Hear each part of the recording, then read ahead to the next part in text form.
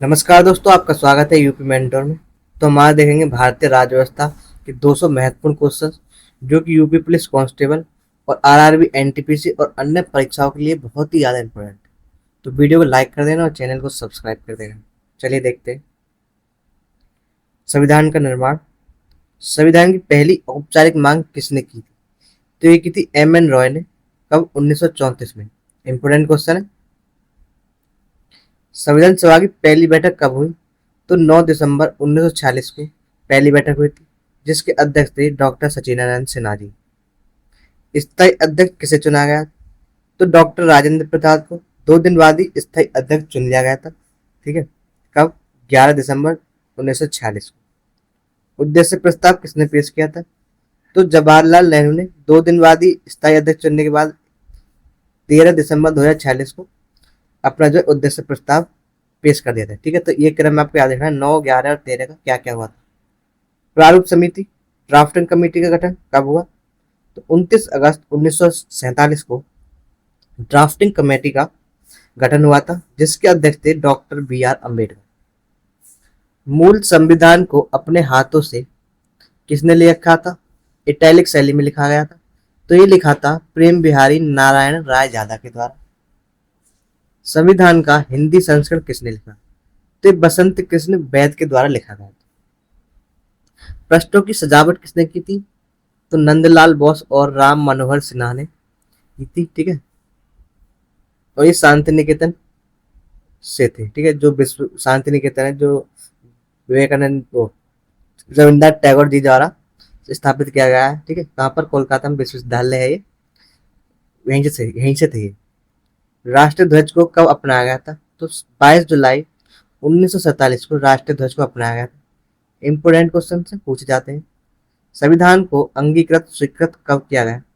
तो 26 नवंबर 1949 को संविधान को अंगीकृत और स्वीकृत कर लिया गया था। चलिए आगे देखते हैं।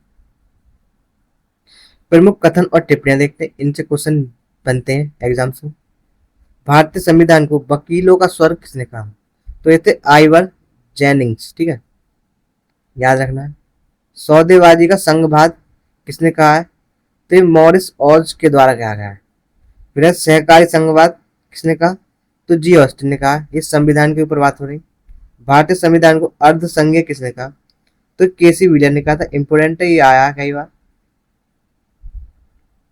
संविधान सभा की पहली बैठक ऐसा विवाह है जिसकी दुल्हन ही गायब है, ये किसने कहा? तो ब्रिस्टल चर्चिस ने कहा था। प्रस्तावना को संविधान की राजनीति का जन्म कुंडली किसने कहा? तो एक केसी मुंशी ने जो प्रस्तावना है ना, उसको कहा था राजनीतिक जन्म कुंडली। इंपोर्टेंट है। प्रस्तावना को संविधान की आत्मा, तो ये ठाकुरदास भार्गव ने कहा। अनुच्छेद 32 को संविधान की आत्मा और हृदय, तो डॉक्टर BR अम्बेडकर ने कहा। बहुत बार पूछा गया है। प्रस्तावना को संविधान निर्माताओं के विचारों को जानने की कुंजी, ये कहा अर्नेस्ट बारकर और गजेंद्र गढ़कर ने। ठीक है। चलिए आगे देखते हैं। संविधान के स्रोत, देश और उनसे क्या लिया गया देखते हैं। अमेरिका USA से, तो USA से मौलिक अधिकार लिए गए। स्वतंत्र न्यायपालिका और न्यायिक पूर्वावलोकन की शक्ति ली गई है। और राष्ट्रपति पर महाअभियोग और PIL, ये भी यहीं से लिए गए। ठीक है। फिर देखते हैं ब्रिटेन UK से क्या लिया गया है। संसदीय प्रणाली ली गई है। एकल नागरिकता, विधि का शासन और द्विसदनीय व्यवस्था, ये ब्रिटेन से ही लिया गया है। फिर देखते हैं कनाडा। कनाडा से सशक्त केंद्र, अवशिष्ट शक्तियां और राज्यपाल की नियुक्ति आदि, ये कनाडा से लिए गए हैं। फिर देखते हैं ऑस्ट्रेलिया। समवर्ती सूची ली गई है। संसद की संयुक्त बैठक है ना, ये भी ऑस्ट्रेलिया से ही ली गई, याद रखना इंपोर्टेंट है। आयरलैंड राज्य के नीति निर्देशक तत्व DPSP और राष्ट्रपति के निर्वाचन की पद्धति, ठीक है, दोनों ही यहीं से लिए गए। रूस USSR, यहाँ से मौलिक कर्तव्य लिए। न्याय लिए, जो 3 तरह का न्याय है ना हमारी प्रस्तावना में, सामाजिक, आर्थिक और राजनीतिक। ठीक है। तो ये भी रूस से लिया गया। तो ये एग्जाम में ये भी क्वेश्चन आता है कि हमारी जो प्रस्तावना में कितने प्रकार के न्यायों की बात की गई है। तो 3 प्रकार के न्याय, सामाजिक, आर्थिक और राजनीतिक। फ्रांस, फ्रांस से लिया गया स्वतंत्रता, समानता और बंधुत्व, ये प्रस्तावना में। जापान, जापान से लिया ब्रिटिश द्वारा स्थापित प्रक्रिया। तो चलिए आगे देखते हैं क्वेश्चंस। और ऐतिहासिक अधिनियम देखते हैं। भारत में पहली बार अप्रत्यक्ष चुनाव की शुरुआत कब हुई थी? तो 1992 के अधिनियम द्वारा हुई थी। किस अधिनियम को मॉन्टेग्यू चेम्सफोर्ड सुधार कहा जाता है? तो 1919 अधिनियम को मॉन्टेग्यू चेम्सफोर्ड सुधार के नाम से जानते हैं। प्रांतों में द्वैध शासन प्रणाली किस अधिनियम से लागू हुई? तो 1919 अधिनियम से जो है प्रांतों में द्वैध शासन प्रणाली को लागू कर दिया गया था। महिलाओं को पहली बार वोट देने का अधिकार कब मिला था? तो ये भी 1919 अधिनियम द्वारा दिया गया था। 1921 में पहले मतदान हुए थे, तो उसमें सभी महिलाओं ने भाग लिया था। केंद्र में द्वैध शासन और प्रांतों में स्वायत्तता कब दी गई? तो 1935 अधिनियम द्वारा केंद्र में द्वैध शासन लाया गया था और प्रांतों में स्वायत्तता दे दी गई थी। भारतीय संविधान का सबसे बड़ा स्रोत कौन सा है? तो ये है भारत शासन अधिनियम 1935। लगभग 250 अनुच्छेद जो है इसी से लिए गए, भारत शासन अधिनियम 1935 से। संघीय न्यायपालिका फेडरल कोर्ट की स्थापना कब हुई है? तो 1 अक्टूबर 1937 को दिल्ली में इसकी स्थापना की गई थी। बर्मा को भारत से कब अलग किया गया? ठीक है, जो बर्मा है, जो कि वर्तमान में म्यांमार है, उससे 1937 में भारत से अलग कर दिया गया था। इसके लिए आया था 1935 अधिनियम। ठीक है, महत्वपूर्ण अनुसूचियां देखें। मूल संविधान में कितनी अनुसूचियां थी? तो मूल संविधान में थी 8 अनुसूचियां, लेकिन वर्तमान में है 12 अनुसूचियां। पहली अनुसूची में क्या है? तो पहली अनुसूची में संघ और उसके राज्य क्षेत्रों का वर्णन दिया गया है। वेतन, भत्ते और पेंशन का जिक्र ये दूसरी अनुसूची में इंपोर्टेंट है, याद रखनी है आपको, इनसे क्वेश्चन बनते हैं। ओथ, शपथ का प्रावधान किसमें है? तो ये तीसरी अनुसूची में है। राज्यसभा की सीटों का बंटवारा तो ये चौथी अनुसूची में। SC/ST क्षेत्रों का प्रशासन तो ये 5वीं अनुसूची में हो जाएगा, इंपोर्टेंट है। अब देखते हैं असम, मेघालय, त्रिपुरा और मिजोरम। तो हम इसे ATMM के नाम से याद रखते हैं। ठीक है, इसके जनजातीय क्षेत्र का प्रशासन ये 6ठी अनुसूची में आता है। ठीक है, या फिर AMTM। ठीक है, असम, मेघालय, त्रिपुरा, मिजोरम ऐसे याद रख सकते हैं आप। AMTM ऐसे। केंद्र और राज्यों के बीच शक्तियों का विभाजन संघ, राज्य और समवर्ती सूची में होता है। ठीक है, 3 प्रकार की सूचियां, अनुसूचियां, तो ये 7वीं अनुसूची में है। मान्यता प्राप्त भाषाएं ये हमारी 8वीं अनुसूची में। ठीक है, तो मूल रूप से कितनी भाषाएं थी? 14 भाषाएं थी जब संविधान बना था, और वर्तमान में 22 भाषाएं हैं 8वीं अनुसूची में, याद रखना है। पंचायत का वर्णन किसमें है? तो 11वीं अनुसूची में है पंचायत का वर्णन, और भाग 9 में है। ठीक है, भाग भी याद रखना है, किसमें? भाग 9 में, जो कि 73वां संविधान संशोधन 1992 के द्वारा जोड़ा गया था पंचायत। ठीक है, नगर पालिका का वर्णन किसमें? तो 12वीं अनुसूची में। इसको 74वां संविधान संशोधन 1992 के द्वारा जोड़ा गया। ठीक है, इंपोर्टेंट क्वेश्चन से याद रख रहे हैं आपको। चलिए आगे देखते हैं। मौलिक अधिकार भाग 3 में है मौलिक अधिकार, ध्यान रखना, और आर्टिकल 12 से 21 के बीच में मौलिक अधिकार। तो मौलिक अधिकार किस भाग और अनुच्छेद में है? तो भाग 3 और अनुच्छेद 12 से 35 के बीच। इसे संविधान का मैग्ना कार्टा भी कहते हैं। भाग 3 को याद रखना है। विधि के समक्ष समानता का अधिकार ये अनुच्छेद 14 में है। उपाधियों का अंत किस अनुच्छेद में? ये अनुच्छेद 18 में हो जाएगा, उपाधियों का अंत। अभिव्यक्ति, सभा और संघ बनाने की 6 स्वतंत्रताएं किसमें? अनुच्छेद 19 में है। अपराधों के लिए 2 सिद्धि के संबंध में संरक्षण अनुच्छेद 20 में हो जाएगा। दोहरे दंड से संरक्षण किसमें? तो अनुच्छेद 20(2) में है, इंपोर्टेंट है दोनों। प्राण और दैहिक स्वतंत्रता, ठीक है, लाइफ टू लाइफ किसमें है? तो अनुच्छेद 21। जीवन जीने का अधिकार। निजता का अधिकार और विदेश जाने का अधिकार किसमें? तो अनुच्छेद 21 में है। 6 से 14 वर्ष के बच्चों को निःशुल्क और अनिवार्य शिक्षा प्राप्त करने का अधिकार अनुच्छेद 21A में है। 86वां संविधान संशोधन 2000 द्वारा जोड़ा गया था ये। ठीक है, याद रखना, इंपोर्टेंट। चलिए आप देखेंगे भाग 3 मौलिक अधिकार। आर्टिकल 22 से 35 तक। कुल मामलों में गिरफ्तारी से संरक्षण 24 घंटे मजिस्ट्रेट के समक्ष पेश करना होता है गिरफ्तारी के बाद, तो अनुच्छेद 22 में।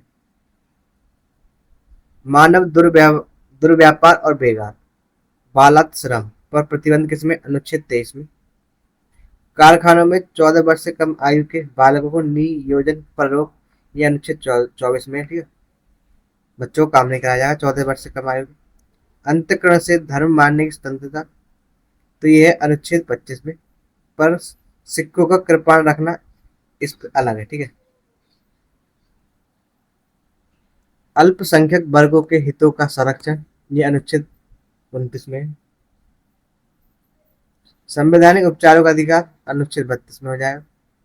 सुप्रीम कोर्ट अनुच्छेद 32 के तहत कितनी रिट जारी करता है? तो सुप्रीम कोर्ट 5 तरह की रिट जारी कर सकता है अनुच्छेद 32 के तहत। बंदी प्रत्यक्षीकरण, परम आदेश, उत्प्रेषण, प्रतिषेध और अधिकार परीक्षण। ठीक है, ये 5 प्रकार की रिट जारी की जा सकती है सुप्रीम कोर्ट के द्वारा।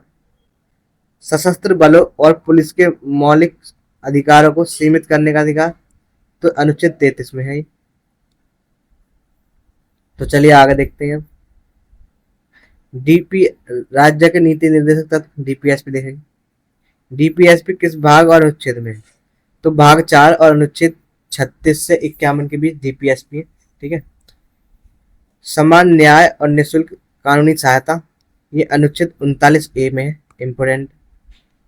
ग्राम पंचायत का गठन, ये गांधीवादी सिद्धांत पर है। ठीक है, अनुच्छेद 40 में। याद रखना, ये पूछा जा सकता है क्वेश्चन कि जो ग्राम पंचायत का गठन है किस सिद्धांत पर कार्य करता है? तो गांधीवादी सिद्धांत पर कार्य। कामगारों के लिए निर्वाह मजदूरी और कुटीर उद्योग को बढ़ावा, अनुच्छेद 43 में दिया जाता है। 0 से 6 वर्ष के बच्चों की प्रारंभिक शिक्षा और देखभाल, ये अनुच्छेद 45 में हो जाएगा। पोषण स्तर में सुधार और नशीले पदार्थों पर रोक, ये किसमें? अनुच्छेद 47 में। कृषि पशुपालन और गोवध पर प्रतिबंध किसमें? अनुच्छेद 48 में। पर्यावरण संरक्षण और वन्य जीवों की रक्षा, ये अनुच्छेद 48A में हो जाएगा। कार्यपालिका और न्यायपालिका पृथक्करण, ये है अनुच्छेद 50 में। ठीक है, तो ऐसे याद कर लेंगे 25 + 25 दोनों में बांट दिए, कार्यपालिका में और न्यायपालिका में, तो याद हो गया ना, अनुच्छेद 50। अंतरराष्ट्रीय शांति और सुरक्षा की अभिवृद्धि, तो यह अनुच्छेद 51 इम्पोर्टेंट है। तो चलिए आ देखते हैं। तो वीडियो को लाइक कर देना और अपने दोस्तों को शेयर भी कर देना, वीडियो अच्छी लग रही हो तो। राष्ट्रपति और कार्यपालिका, भारत का एक राष्ट्रपति होगा, ये किस अनुच्छेद में? ये अनुच्छेद 52 में है। संघीय कार्यपालिका की समस्त शक्तियां राष्ट्रपति में निहित होंगी, ये अनुच्छेद 53 में है। राष्ट्रपति पद के लिए न्यूनतम आयु कितनी है? तो ये 35 वर्ष है, अनुच्छेद 58 में इसकी परिभाषा दी गई है। आगे देखेंगे, राष्ट्रपति और उपराष्ट्रपति दोनों पद रिक्त होने पर कार्यवाहक कौन होगा? तो अगर राष्ट्रपति और उपराष्ट्रपति दोनों ही अपने पद पर नहीं है तो उसके जगह मुख्य न्यायाधीश सीजेआई, ठीक है, ये कार्यरत होंगे, ये कार्य करेंगे। कार्यवाहक राष्ट्रपति बनने वाले पहले सीजेआई कौन थे? तो थे एम हिदायतुल्लाह। कब? 1969 में बने थे। भारत का सबसे बड़ा विधि अधिकारी कौन होता है? तो ये होता है महान्यायवादी, अनुच्छेद 46 में। और नियुक्ति कौन करते हैं? राष्ट्रपति करते हैं। राष्ट्रपति का निर्वाचक मंडल किस में होता है? अनुच्छेद 54 में। संसद और विधानसभा को निर्वाचित सदस्य मिलकर इन्हें चुनते हैं, ठीक है, याद रखना। राष्ट्रपति के चुनाव की पद्धति क्या है? तो इन्हें एकल संक्रमणीय मत प्रणाली द्वारा चुना जाता है, जो कि अनुच्छेद 55 में दिया गया है। राष्ट्रपति का कार्यकाल कितना होता है? तो ये 5 वर्ष का होता है और अनुच्छेद 56 में इसका वर्णन है। याद रखने इंपोर्टेंट है, राष्ट्रपति और कार्यपालिका से जरूर आते हैं कुछ। संसद और बजट देखेंगे। संसद में संयुक्त अधिवेशन को कौन बुलाता है? तो राष्ट्रपति संसद में जो संयुक्त अधिवेशन होता है उसे बुलाते हैं साधारण विधेयक पर, ठीक है। और इसकी अध्यक्षता कौन करता है? तो अध्यक्षता करते हैं लोकसभा के अध्यक्ष। तो याद रखने दोनों ही। गणपूर्ति कोरम पूरा करने के लिए कितने सदस्य चाहिए? तो कुल सदस्य का 1/10 भाग चाहिए होता है। लोकसभा और राज्यसभा के लिए quorum कितना है? तो लोकसभा के लिए है 55 सदस्य और राज्यसभा के लिए हो जाएगा 25 सदस्य। संसद में प्रयोग किए जाने वाली भाषा का उल्लेख किसमें? तो अनुच्छेद 120 में संसद में कौन कौन सी भाषा का यूज कर सकते हैं? विधानमंडल में प्रयोग की जाने वाली भाषा ये है अनुच्छेद 210 में। भारत में पहला बजट किसने पेश किया था? तो ये थे जेम्स विल्सन। इन्होंने 1860 में बजट पेश किया था पहला। स्वतंत्र भारत का पहला बजट किसने पेश किया? तो ये थे आर षणमुखम शेट्टी। इन्होंने 1947 में पेश किया था। गणतंत्र भारत का पहला बजट किसने पेश किया? तो जॉन मथाई के द्वारा किया गया था 1950। रेल बजट को आम बजट से अलग किस समिति की सिफारिश पर किया गया? एक वर्ष समिति की सिफारिश पर किया था 1924 में। भाषाएं और नागरिकता। नागरिकता संविधान के किस भाग में है? तो यह है भाग 2 में, जो कि अनुच्छेद 5 से 11 के बीच है और ब्रिटेन से प्रेरित है। ठीक है, इंपोर्टेंट पूछा जा सकता है। नागरिकता प्राप्त करने के कितने प्रकार हैं? तो 5 प्रकार। संघ की राजभाषा हिंदी और लिपि देवनागरी होगी।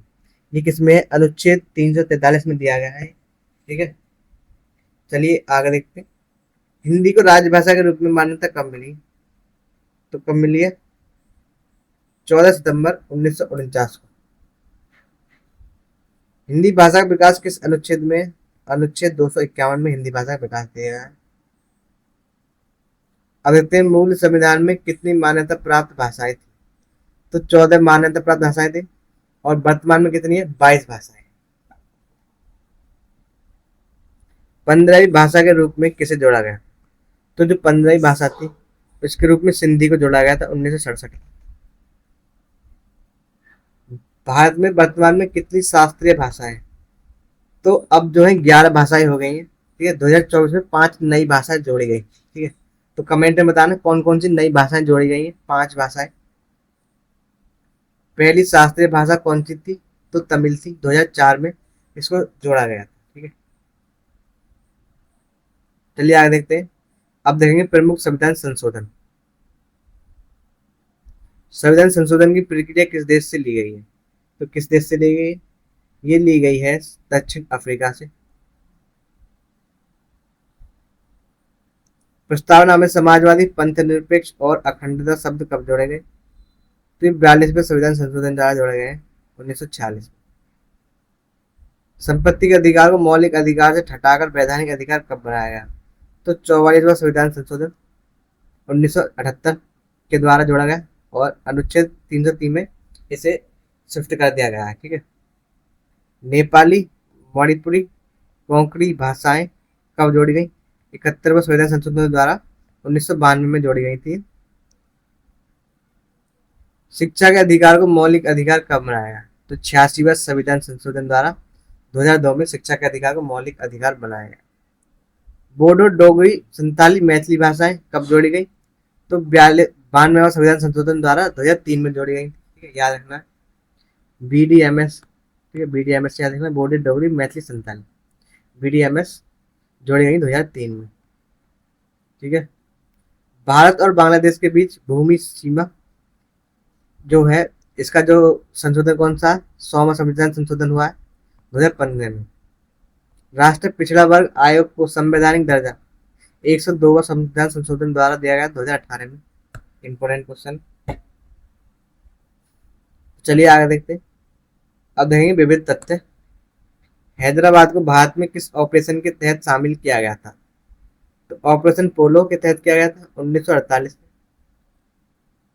संविधान पर कुल कितने सदस्य ने हस्ताक्षर किए? तो 284 सदस्यों ने हस्ताक्षर किए थे।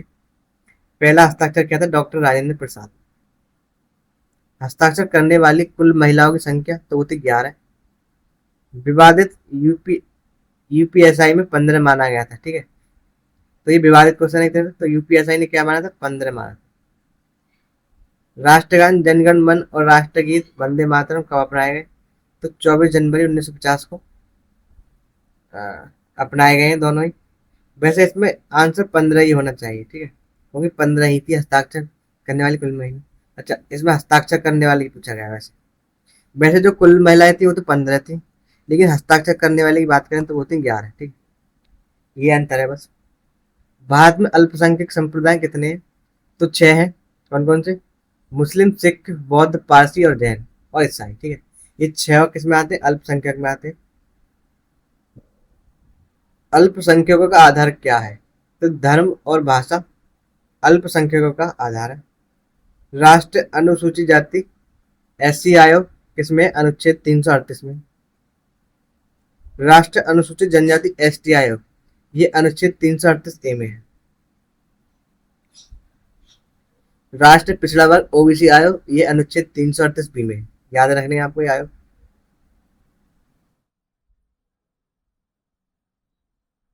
तो कैसी लगी वीडियो बताना, और वीडियो को लाइक कर देना और चैनल को सब्सक्राइब कर देना।